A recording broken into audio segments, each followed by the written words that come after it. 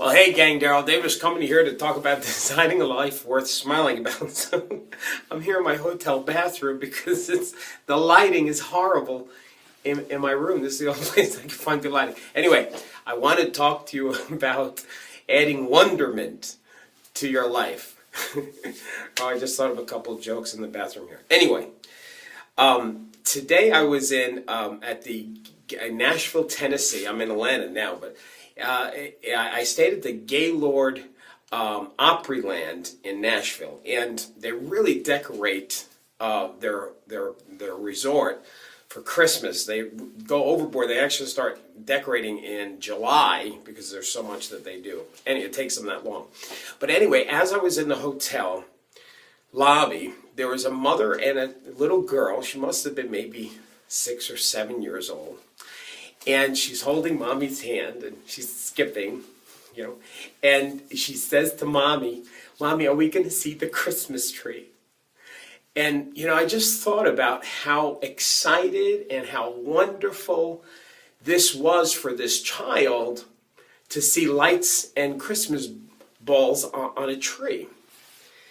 And I started to think, what happened to us as adults that we lose that wonderment? So while I was on the plane, I was on the plane on the runway, and I was looking out my window, and I saw another plane. And I started to think, what would a child think of flying? What would a child think if they saw this plane?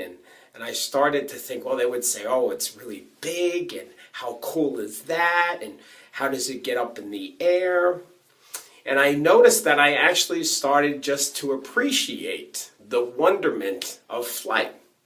So what if you did that? What if on the things, I think as adults, we can really take so many things for granted, and then we're distracted by our day-to-day lives and our to-do list and the things that we have to try to accomplish for ourselves, for our family.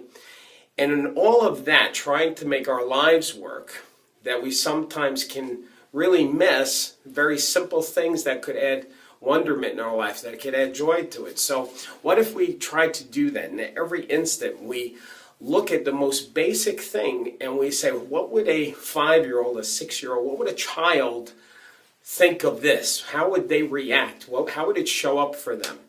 And I think just us trying to do that on a daily basis, we might appreciate our lives more. We might see the wonderment in our lives and in our relationships too. So anyway, hope this helped you.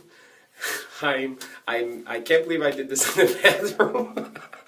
Okay, have a wonderful day, and of course, don't forget to keep smiling.